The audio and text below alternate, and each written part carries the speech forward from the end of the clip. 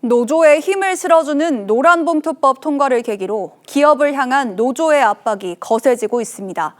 원청과 직접 교섭하겠다는 하청들의 요구가 줄을 잇고 노조 쟁의권이 제한된 방산업계도 파업을 허용해달라는 주장이 나오고 있습니다. 이런 압박이 계속되면 청년 신규 일자리가 줄어들 수 있다는 우려도 나옵니다. 차정승 기자입니다. 민주노총 산하 금속노조가 방위산업 노동자들도 단체 행동을 허용해달라고 요구했습니다. 노조법은 국가안보 등을 이유로 파업 같은 단체 행동을 금지하고 있는데 헌법재판소가 이 법을 위헌 판결해야 한다고 주장했습니다. 금속노조는 헌법재판소에 위헌 법률 심판 제청 사건에 대한 조속한 올바른 심판을 촉구합니다. 노란봉투법을 계기로 노동계 요구는 거세지고 있습니다. 전국 석탄화력발전소 비정규직 노조는 전원 고용을 촉구하며 내일 파업을 예고했고 네이버 산하 6개 자회사 노조도 본사와 직접 교섭을 요구하며 내일 집회를 열 예정입니다. 노동계의 압박은 결국 비정규직의 직접 고용으로 이어질 거란 전망이 나옵니다.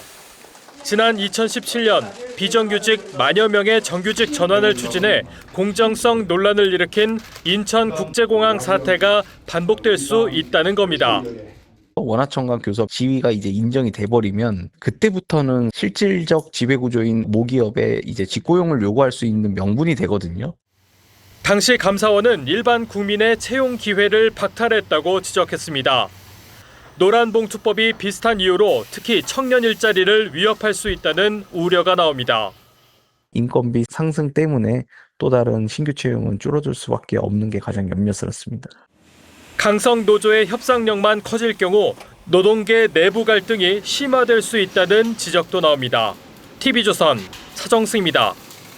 이처럼 재계가 우려하던 노조의 움직임들이 벌써 시작된 가운데 이른바 하청으로 불리는 중소협력사들은 노란봉투법 통과로 사면 초가에 빠졌습니다.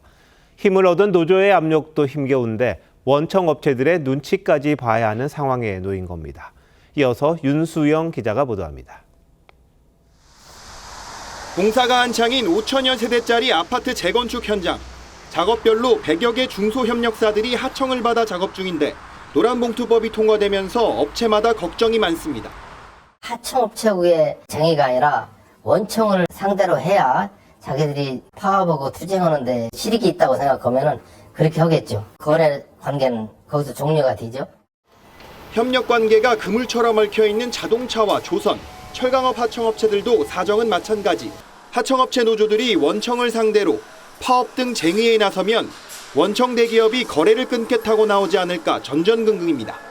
완성차나 부품업체들이 같이 이렇게 힘을 합쳐야 되는 그런 구조인데 어느 특정 업체가 문제가 발생되었을 경우 그것이 전 산업이나 국가 경제에 끼치는 영향에 대해서 굉장히 걱정이.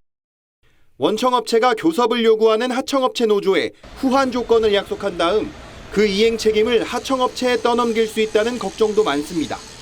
하청업체 입장에서는 원청의 눈치도 봐야 되고 자기 노조의 눈치도 봐야 되는 이중고에 시달릴 수밖에 없습니다. 하청업체 경영상 어려움은 더 커질 수밖에 없다. 원청과 하청의 구조 개선이 먼저라는 재계의 목소리에도 불구하고 통과된 노란봉투법. 대기업 하청에 의지해온 중소협력업체들은 원청과 노조 사이에서 눈치 경영에 내몰리게 됐습니다. TV조선 윤수영입니다.